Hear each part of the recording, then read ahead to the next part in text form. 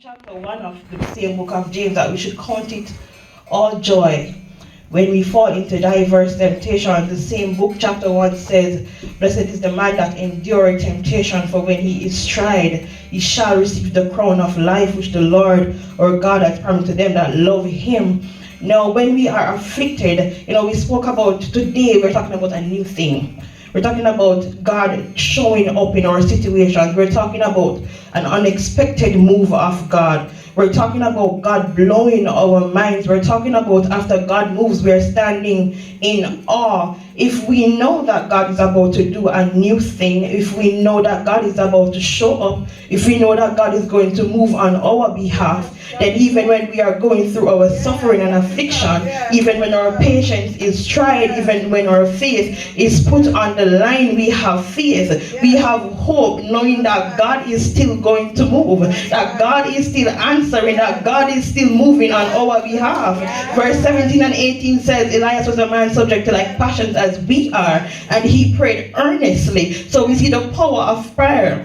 He prayed once and the rain stopped for 3 years and 6 months, and then he prayed again, and the heaven gave rain and the earth brought forth her fruit. So we understand that even when we are going through a situation, we must learn to pray. We must know the power that prayer has. We don't have to be using the big word. We don't have to be praying for 20 minutes. One word could be a prayer unto God. Your tears can be a prayer unto God. Because tears are a language that God understands. And when the Bible speaks of Job, the patience of Job, that if ye have heard of the patience of Job and have seen the end of the Lord, that the Lord is very pitiful and of tender mercy. So we know we serve a God who is touched by the feelings or with the feelings of our infirmities. We know that when we're going through, we're not going through alone, but God is with us. When Job lost everything, he got back everything. How did he get it back?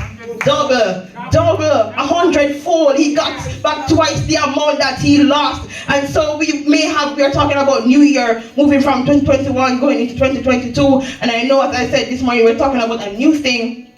And we read about God doing a new thing in the desert, making rivers in the desert. A lot of us, we went through our dry places in 2021. We aren't expecting waters. We aren't expecting rivers to be in the desert. We aren't expecting God to move in the desert because we're expecting dryness. We're expecting a drought. We're expecting to have anything to drink. We're expecting the sun to pelt us, to melt our skin. But that is how God moves. He moves unexpectedly. When you don't expect him to show up, that's when he shows up. When you don't expect him to move, that's when he moves. When you don't expect your bills to be paid, that's when they are paid. When you expect the sickness to kill you, that's when you are healed. So when you are afflicted, when you are tried, when your patience and your faith is on the line, remember Job. Job could not have done it for anybody else. He had to do it for himself. I couldn't do it for Job. You couldn't do it for Job. I can't do it for you, and you can't do it for me. So when we're going through our trying times, our dry desert, know that God is about to make a river for us this 2022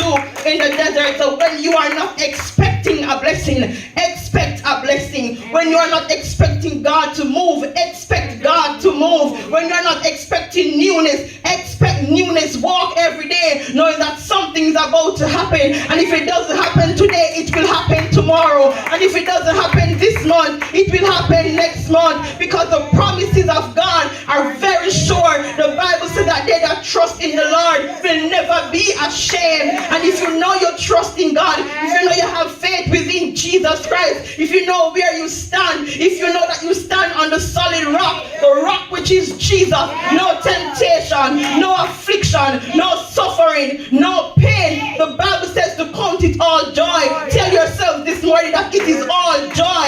It is all joy. Because when I am tried, I shall come forth as pure gold. I spoke in my testimony this morning that the seed has to be buried for it to bring forth much fruit. And so when we are buried, we tend to run away from it. We don't want to be buried. We always want to be on top. We always want to be springing. We always want to be bearing fruit and looking nice, walking holy and walking right with Jesus. But I want somebody today whose faith has been wavering for some time. I know that my faith has wavered. I know that there are times that I questioned God, that I doubted God because I expected something to move a particular way and it didn't happen. But God showed up, how he showed up, and it was better than what I expected.